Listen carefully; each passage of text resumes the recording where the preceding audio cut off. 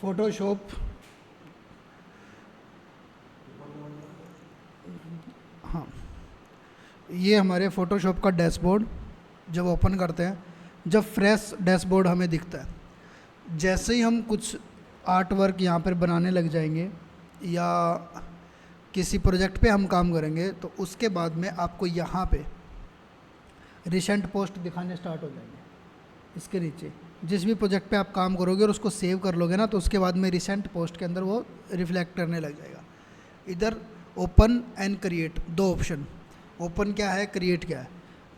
Open देखो, जब आपको कोई इमेज पे काम करना है तो आप ओपन करोगे, ठीक है, उस इमेज को यहाँ से सीधा आप ओपन कर सकते हो लाइक दिस। मैं इस पर काम क्लिक किया, मेरे को चाहिए लाइक कोई भी इमेज, मेरे को यहाँ पर ये इमेज, इसको मैं करूँगा यहाँ से ओपन, तो ये डायरेक्ट ओपन पे जाके ओपन होगी, यानी कि ये इमेज ओपन हो जाएगी और इसके ऊपर ही हम वर्क करेंगे। अब नहीं, फ़ोटोशॉप ओनली वीडियोज़ के लिए नहीं होता। फ़ोटोशॉप ओनली जैसे पोस्टर, फ़ोटोज़, इनके लिए यूज़ होता है।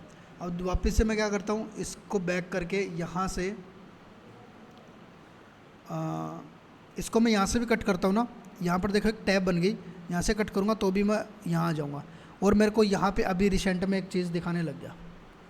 ठीक है, अभी मैंने इसको ओपन किया था, रिसेंट में शो करने लग गया। आप एक चीज़ और ओपन यहाँ से कर सकते हो, लाइक आप किसी प्रोजेक्ट पे पहले से काम कर रहे थे, फिर आपने उसी प्रोजेक्ट को बीच में छोड़ दिया और सेव करके छोड़ दिया कि इस प्रोजेक्ट को मैं, जैसे प्रोजेक्ट को आप बीच में सेव करते हो तो उसको सेव एज करके रखा हुआ था आपने, तो उसको डायरेक्ट ओपन भी कर सकते हो जहाँ भी वो फाइल रखी होती है।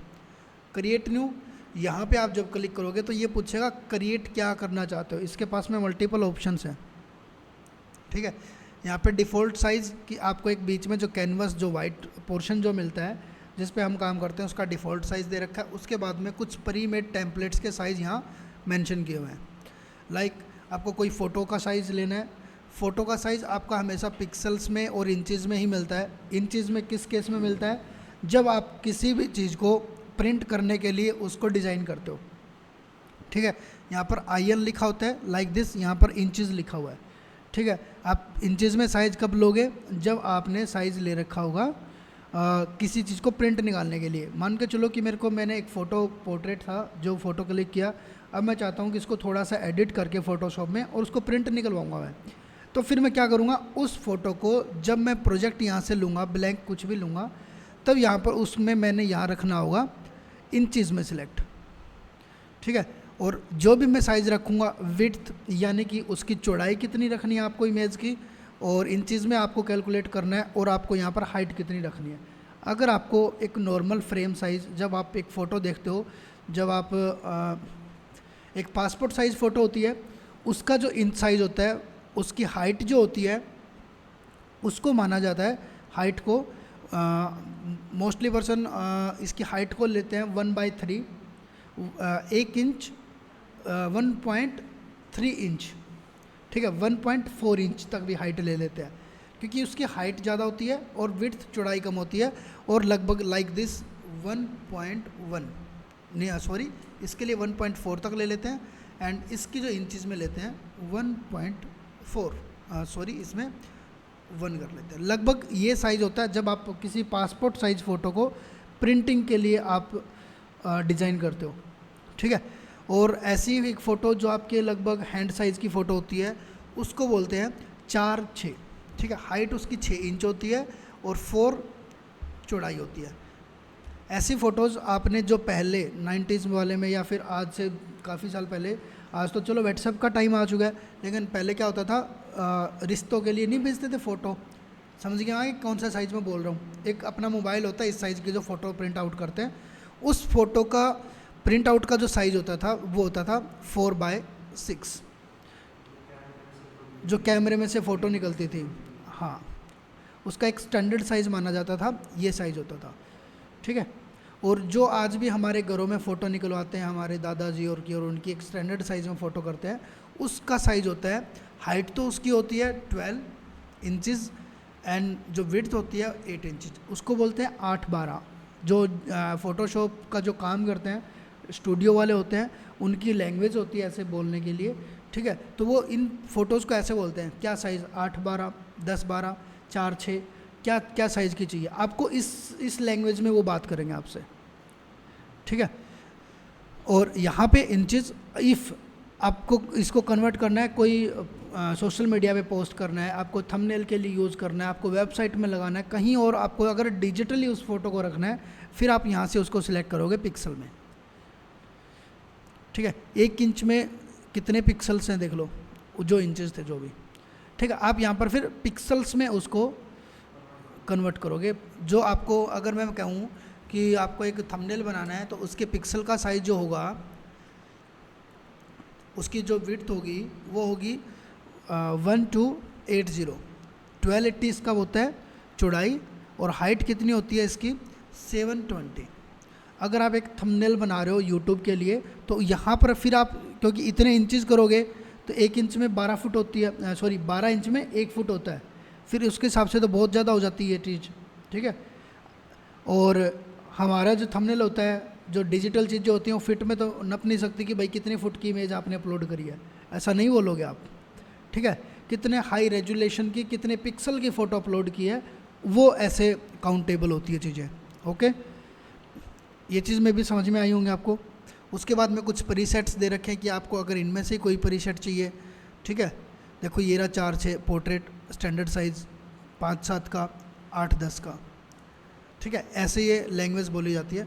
फिर प्रिंटिंग, अगर आप कोई चीज़ प्रिंट निकालते हो, प्रिंटिंग में लाइक डॉक्यूमेंट साइज़ कोई चीज़ निकालते हो, तो ये डॉक्यूमेंट के लिए, प्रिंटिंग के लिए कुछ, जैसे A4 साइज़ जो आपकी प्रिंट निकलवाते हो आप, कोई भी फ़ोटो इस पे साइबर कैफ़े पे जाके कोई भी चीज़ प्रिंट आउट निकलवाते हो, तो उस जो पेज का साइज़ होता है A4 साइज़ होता है, ठीक है।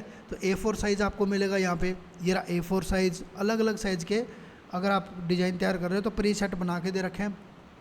आर्ट एंड इलस्ट्रेशन, उसके लिए जैसे कि आपको कोई आर्ट इलस्ट्रेशन करना है जहाँ पर इन्फिनिटी तक जूम करना है, वो करना है, तो आपको यहाँ पर पिक्सल्स में मिलेगा यहाँ पे चीज़ें। वेब, जब आप वेबसाइट बनाते हो उसमें कोई पोस्टर डिजाइनिंग वगैरह उसके अंदर नीड है, तो उसके वेबसाइट के लिए भी अलग अलग पोस्टर्स के साइज़, मोबाइल के लिए अलग अलग पोस्टर के साइज़ यहाँ पर प्रीसेट्स बने हुए हैं। इवन आपकी स्मार्ट वॉच के लिए भी आप उसको डिज़ाइन कर सकते हो, वॉलपेपर, स्मार्ट वॉच के वॉलपेपर के लिए कोई चीज़ डिज़ाइन करनी है तो उसके लिए प्रीसेट्स दे रखे हैं, ठीक है, कि ये साइज़ का लगभग आपका वॉलपेपर उसमें फुलफ़िल होता है। फ़िल्म एंड वीडियोज़, एक फ़िल्म एंड वीडियोज़ का ऑप्शन दे रखा है। ये तो एक फ़ोटो एडिटिंग सॉफ्टवेयर है, लेकिन इसमें फ़िल्म वीडियोज़ का क्या काम, आप फाइंड आउट कर पा रहे हो इस चीज़ को, मैं बताता हूँ। इसमें क्या होता है, जब आप देखते हो कि कोई मूवी देखते हो या आप किसी मैरिज एल्बम को देखते हो, तो उसके अंदर जब स्टार्टिंग का फेज़ होता है या फिर बीच में भी चल रही होती है, तो हर जगह आपको वीडियो के बीच बीच में फ़ोटोज़ आती रहती है फ़ोटोज़, बीच थंबनेल भी होता है, बीच में फ़ोटोज़ भी आती हैं। अब क्या होता है, जब आप एक वीडियो तो आपने बना ली, उसको आपने जिस रेशियो में रखा हुआ है उसी रेशियो में आपको आपकी फ़ोटो भी रखनी पड़ेगी, अदरवाइज़ अगर फ़ोटो एकदम से आएगी तो वो इमेज सी हो जाएगी, वो फ़ोटो एकदम बड़ी खुलेगी फिर, या फिर छोटी खुलेगी। तो आपको अपनी फ़ोटो को जिस भी साइज़ में आपने वीडियो बना रखा ना, उसी साइज़ में कन्वर्ट करने के लिए ये साइज़ दे रखे हैं। यहाँ पर इन्होंने वीडियो के लिए बोल तो रखा है, लेकिन ये वीडियो का नहीं है कि आपकी वीडियो इस साइज़ में है तो आप फ़ोटो को भी इस साइज़ में कर लो, ये इस चीज़ के लिए आपको बोल रहा है। हेलो हेलो बताइए, बाय बाय यार, ये तो मेरे को ना अननेसेसरी कॉल बहुत आती हैं, ठीक है। अब यहाँ पे आपको आके मान के चलते हैं कि मैंने एक साइज़ यहाँ से सेट किया, जो भी था इंचज़ में मैं कर लेता हूँ फर्स्ट टाइम, और सॉरी पिक्सल्स में करूँगा क्योंकि डिजिटल चीज़ मेरे को चाहिए। और पिक्सल का साइज़ 1280 एंड 720 ये किस चीज़ का साइज़ रेडी हो गया मेरे लिए, अब एक यूट्यूब थंबनेल के लिए ये साइज़। रेजुलेशन 300 रखना बेस्ट माना जाता है, ठीक है। उसके बाद में पिक्सल एंड इंचज़, कलर जो होते हैं, एक तो होता है RGB कलर, ठीक है, और एक होता है CMKY कलर। जब आप कोई चीज़ को, कलर को प्रिंट करवाते हो डिजिटल प्रिंटर से नहीं, डिजिटल प्रिंटर मीन्स जैसे कि हमारे प्रिंटर आते हैं, नॉर्मल प्रिंटर होते हैं हमारे लैपटॉप के साथ में जो प्रिंटर होते हैं, वो प्रिंटर की बात मैं नहीं कर रहा। ये प्रिंटर की मैं ऐसे बात कर रहा हूँ जो आपको मैंने पहले भी बताया हो, फ्लैक्स प्रिंटिंग जो मशीन होती है, जहाँ पर हम फ्लैक्स बनवाते हैं, बड़े बड़े पोस्टर निकलवाते हैं, वहाँ पे जो उनकी मशीन होती है ना, वो मशीन होती है CMKY कलर में। ठीक है, अब आप ये सोचोगे दोनों में फ़र्क क्या है, क्योंकि RGB कलर है, ये बन के मिल के बनता है रेड, ग्रीन और ब्लू से, और ये आपके अलग नेचुरल कलर होते हैं उनसे मिल के बनता है। ठीक है, तो इन दोनों के कलर में बहुत ज़्यादा डिफरेंसेस आपको देखने के मिलेंगे। आप कहोगे सर ब्लू कलर निकाल दो, लेकिन जब प्रिंट आउट होके आएगा तो आपकी उस चीज़ से मैच ही नहीं होगा, वो अलग सा ब्लू होगा। ठीक है, आपको मैं इन दोनों में डिफरेंसेस भी दिखाऊंगा, क्या फ़र्क है RGB कलर में एंड CMKY कलर में। अभी के लिए आपको अगर कोई बैकग्राउंड कलर लेना है, कि आप जब कोई भी, जैसे आप कैनवा पे काम कर रहे थे तो उसका बैकग्राउंड कलर कैसा आता था, वाइट, कोई भी चीज़ कर रहे हो, तो यहाँ पे उसी चीज़ के लिए वाइट डॉट है कि अगर आपको कोई चीज़ का कलर बैकग्राउंड अपने हिसाब से सेट करना है तो यहाँ से सेट कर लो, वैसा ही बैकग्राउंड बन के आएगा। एंड नीचे ये चीज़ें सेम रहने देना, एंड मैं इस पर क्रिएट करूँगा तो मेरा इस टाइप से ये कैनवास बन के आ गया। इसका कलर मैं चेंज कर सकता था चाहूँ तो, लेकिन अभी के लिए मैंने नहीं किया।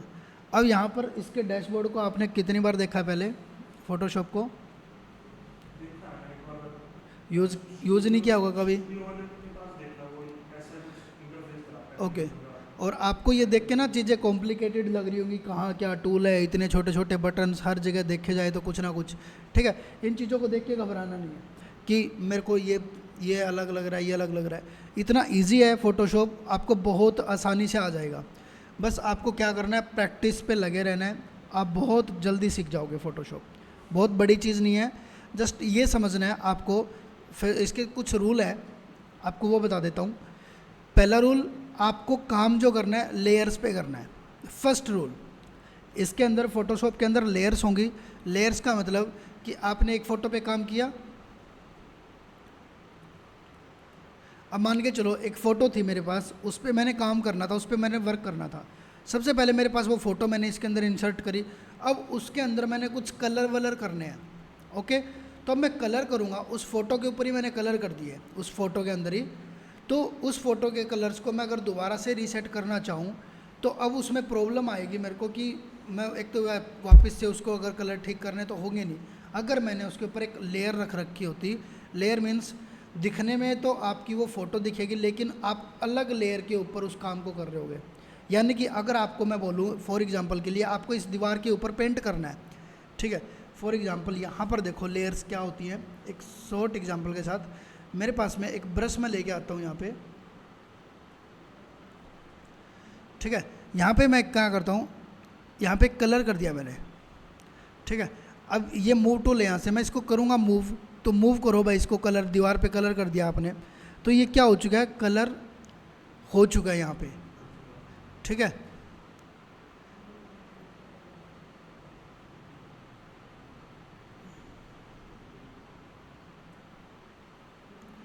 यहाँ पे ये कलर हो चुका है। अब ये कलर मेरे को हटाना है यहाँ से, नहीं,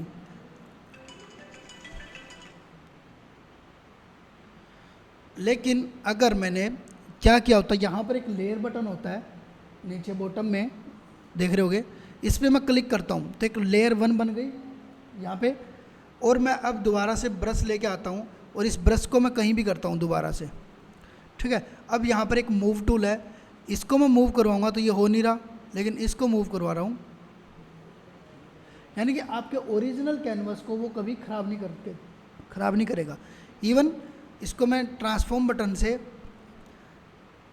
छोटा बड़ा कुछ भी करना चाहूँ वो भी पॉसिबल है। ठीक है, मैंने लेयर लगा दी।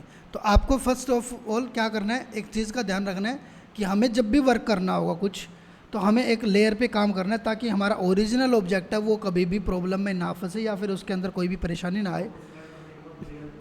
यहाँ पर एक लेयर ऐड करनी होगी आपको। ठीक है, यहाँ पे कुछ एक टूल्स होते हैं, इनको यूज करने के लिए आपको कोई भी चीज़ मूव करनी है तो आपको सबसे पहला टूल मूव टूल, इसको यूज़ करना होता है। ये आपका साथी रहेगा पूरे फ़ोटोशॉप में, आपको इसका बहुत काम आने वाला है। उसके बाद में रूल नंबर 1 लेयर्स पे काम, नंबर 2 मूव टूल से आपको चीज़ें मूव करने हैं, और थर्ड चीज़ जो भी एरिया इसके अंदर सिलेक्ट होगा फ़ोटोशॉप के अंदर, वही एरिया एक्टिव माना जाएगा। फ़ोटोशॉप के अंदर सिलेक्शन पे या तो कहीं सिलेक्शन बनी नहीं होनी चाहिए, फिर वो जहाँ सिलेक्शन नहीं बनी तो पूरा ही एरिया एक्टिव। अगर कोई एरिया सिलेक्ट कर दिया तो सिलेक्टिव एरिया ही आपका ये माना जाएगा कि ये एक्टिव है। फॉर एग्ज़ाम्पल यहाँ पे मैं एक राउंड सर्कल लेता हूँ यहाँ से, और मैं एक नई लेयर लेता हूँ। मैंने अब क्या कर दिया, एक सर्कल बना दिया। अब मैं ब्रश लेके आता हूँ, इसके अंदर ब्रश फिल करने की ट्राई करता हूँ। यहाँ से मैं इसका कलर भी चेंज कर देता हूँ। अब मैं यहाँ पे कलर करने की ट्राई कर रहा हूँ, कलर हो नहीं रहा। फोन काम कर, यहाँ पे मैं कलर करने की ट्राई कर रहा हूँ, कलर नहीं हो रहा। लेकिन जैसे इसके अंदर आता हूँ,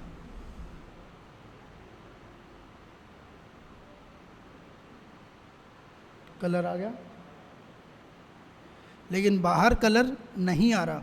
जैसे यहाँ पर मैंने सिलेक्शन में इसको रिमूव, सिलेक्शन सी दिख रही है आपको, यहाँ पे छोटी छोटी सिलेक्ट हो रखा है एरिया, इस तरीके से लाइनिंग चल रही है।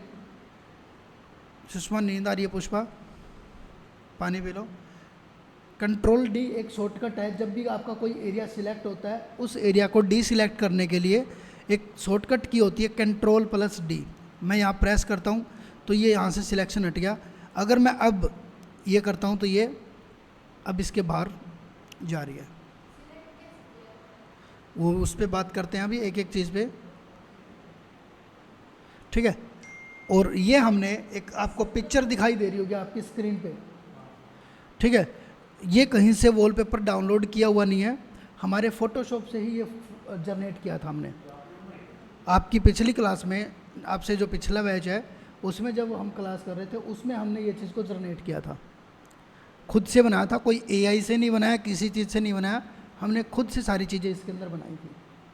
कलर्स वगैरह जो ये लग रहे हैं आपको दिखाई दे रहे हैं, 3D दिख रहा है सब, ठीक है। ऐसे एक प्लेनेट टाइप में फील आ रही है, ठीक है। तो ये सारी चीज़ें हमने खुद से ड्रॉ की थी, ये हमारे फ़ोटोशॉप के अंदर चीज़ें हो जाती हैं। आने वाली क्लास में हम करेंगे। तो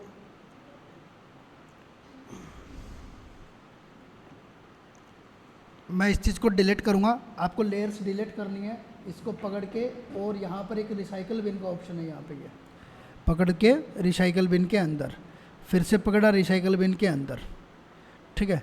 इसको यहाँ से लॉक को पकड़ा, लॉक तो नहीं होगा डिलीट, लेकिन ये हो जाएगा, इसको डिलीट। लेकिन यहाँ पर एक बार आप कंफ्यूज हो जाओगे कि इसके बाद में ये ब्लैंक आ जाएगा, तो ये क्या चीज़ है, इस पे हम ज़्यादा डिटेल में काम नहीं कर रहे, एक बार वो आपको बाद में बताऊँगा। यहाँ से जाके न्यू पे मैं एक नई चीज़ बना लेता हूँ, या फिर आप कंट्रोल एन भी करोगे तो आपको एक कंट्रोल शिफ्ट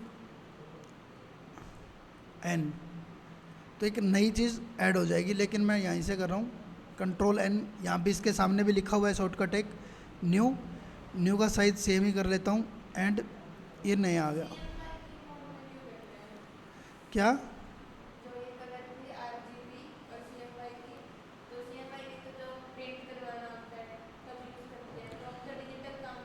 अब डिजिटल वाला सिलेक्ट कर रखा है हमने, आई थिंक, मैं देखता हूँ। ओके, हम डिजिटल वाले पे ही करेंगे, RGB।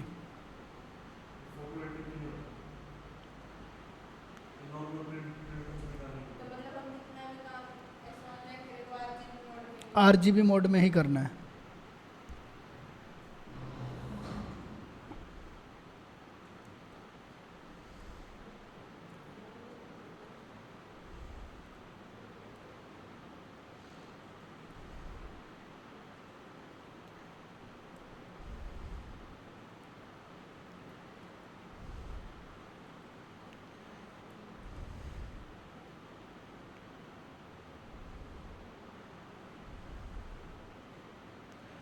यहाँ पे ये एक लोगो है, ठीक है।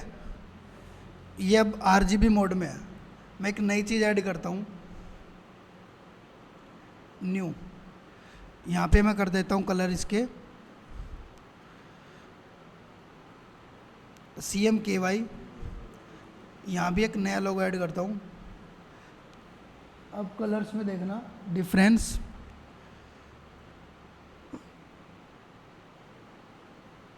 ओपन हो जा भाई।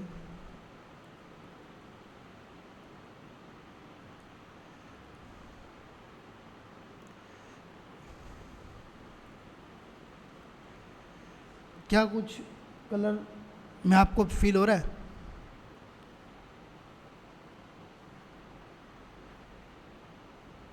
ये कलर बहुत लाइट कलर है, ये बहुत लाइट से कलर है, ठीक है।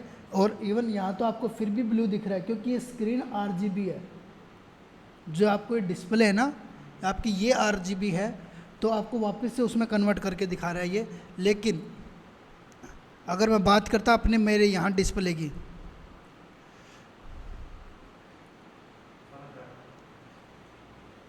यहाँ पे तो फिर भी कम फ़र्क दिखाई दे रहा है। मेरा लैपटॉप रोटेट नहीं हो सकता फ़िलहाल, अदरवाइज़ मैं दिखाता। बहुत ज़्यादा फ़र्क दिखा रखा है, यहाँ पर तो आपको माइनर सा लग रहा है। ये CMKY, ये RGB, डिफरेंस काफ़ी ज़्यादा है। ये देखो क्या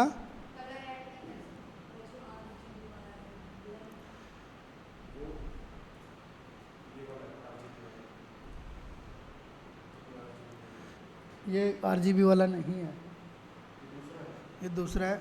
यहाँ पे ये RGB वाला है, ये ऊपर लिखा हुआ है यहाँ पे टैब में, एंड ये RGB वाला। ये ब्राइट है बहुत ज़्यादा, ठीक है।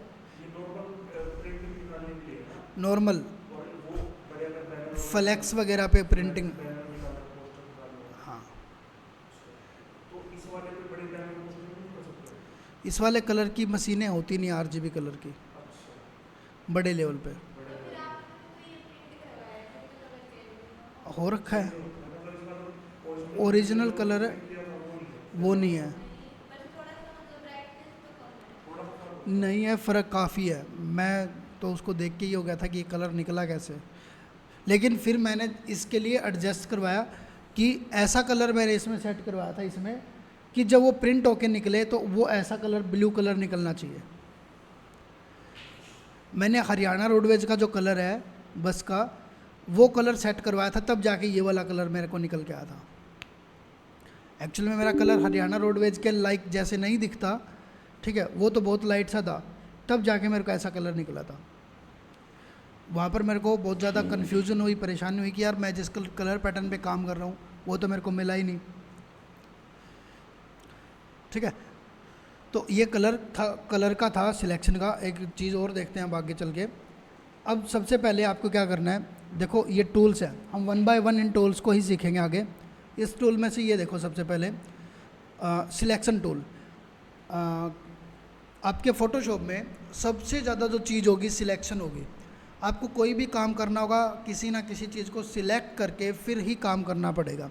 यानी कि आपको यहाँ पर ये टूल्स भी दे रखे हैं ना, अलग अलग टाइप से सिलेक्शन करने के लिए टूल्स दे रखे कि आप ये चीज़ सिलेक्ट कर लो, ये चीज़ सिलेक्ट कर लो, ये चीज़ सिलेक्ट कर लो। अब इसके अंदर पहली सिलेक्शन टूल के अंदर रेक्टेंगल भी दे रखा है, सर्कल भी दे रखा है, ठीक है, मार्क्यू भी दे रखा है और सिंगल कॉलम मार्क्यू भी दे रखा है। यानी कि एक आपको नॉर्मल तरीके से, अलग अलग तरीके से सिलेक्शन के लिए सबसे पहले स्क्वायर सिलेक्शन ऐसे करोगे, स्क्वायर में आपने सिलेक्ट कर ली चीज़ें, ठीक है। अब सिलेक्ट करने का मतलब कौन सा एरिया एक्टिव है, जितना एरिया सिलेक्ट है। कोई भी ब्रश लेके आता हूँ मैं, ब्रश इसके अंदर इंसर्ट करूँगा, ये एरिया मेरा सिलेक्टिव है।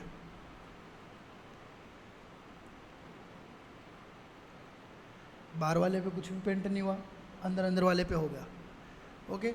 अब मैं यहाँ जाता हूँ, राउंड ले आता हूँ, इसके अंदर मैंने एक राउंड सर्कल भी ले लिया। यह मैं एक नई लेयर पे ले लेता हूँ, फिर से ब्रश टूल, ब्रश का कलर का चेंज करना पड़ेगा तो ही हमें कुछ ना कुछ दिखाई देगा।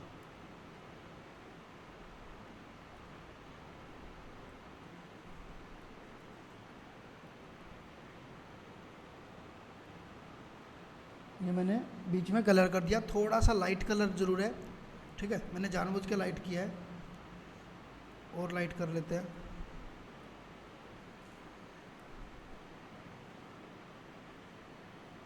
अब कंट्रोल डी से डीसेलेक्ट करूँगा तो इस टाइप से मेरे को दिखाई दे रही हैं चीज़ें, लेकिन सारी की सारी चीज़ें अलग अलग है। अलग क्यों हुई?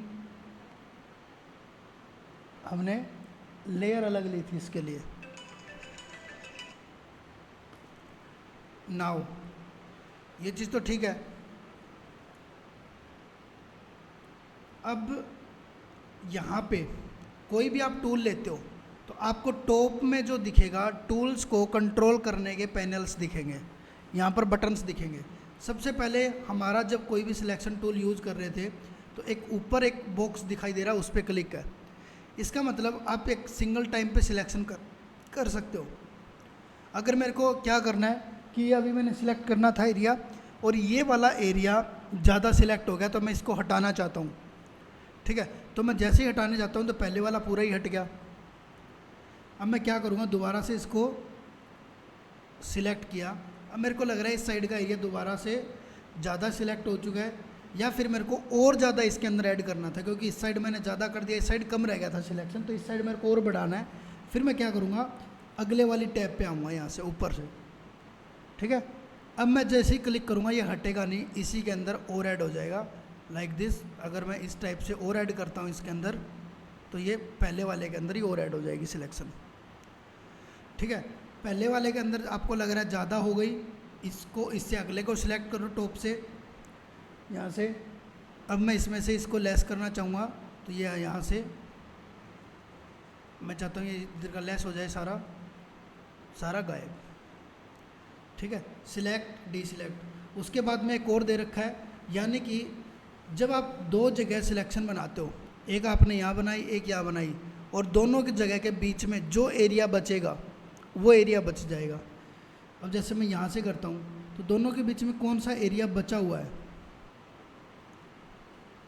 बताओ कौन सा एरिया बचा हुआ है, कौन सा चला जाएगा? नीचे वाला चला जाएगा और ऊपर वाला भी चला जाएगा, बीच बीच वाला रहेगा।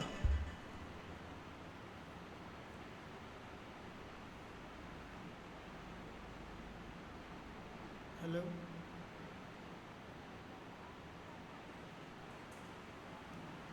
खैर गवर्नमेंट बाद में करता हूँ,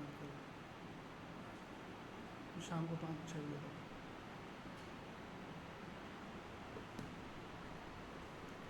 ठीक है, तो सिलेक्ट डी सिलेक्ट आपको इस तरीके से भी करना है। ओके, ये सिलेक्शन टूल्स के लिए था कुछ। इसको ना फोटोशॉप को एक बार आप क्या करोगे, आज ये टूल्स वगैरह जितने भी, इनको एक बार छेड़ के या फिर यूज करके देखना सभी को, कहीं से क्या हो रहा है कहीं से क्या हो रहा है। आपको थोड़ा सा ये हो जाएगा कि हाँ हमें समझ में आ रहा है। कई बार क्या हो सकता है आपके साथ में, ये ओपन करोगे इस टाइप से एक सिंगल लाइन मिलेगी, ठीक है। इसको डबल लाइन बनाने के लिए, जैसे मेरी डबल लाइन आई हुई थी, यहाँ पर एक डॉट है छोटा सा, इस डॉट पे क्लिक करोगे डबल लाइन में कन्वर्ट हो जाता है। फिर मान के चलो आपको यहाँ से कलर सिलेक्ट करना था कोई, और आपको गलती से ये ऐसे हो गया, ये टैब यहाँ से आ गई, ये टैब यहाँ चली गई, ये टैब, मतलब कुछ भी ऐसे गड़बड़ हो जाए आपसे, कुछ नहीं करना, विंडो पे आना है, वर्क स्पेस में आना है, यहाँ पे आके एसेशनल पे क्या करना है, रीसेट एसेशनल कर देना। आपको यहाँ पे आओगे रीसेट एसेशनल मिलेगा, रीसेट एसेशनल कर देना, आपका सारा का सारा ऑटोमेटिक बाय डिफ़ॉल्ट हो जाएगा, ठीक है।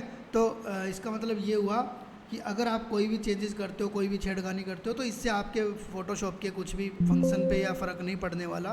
तो आप इसको यूज करके कहीं से कुछ भी फंक्शनैलिटी को देख सकते हो और उसको समझ सकते हो, ठीक है।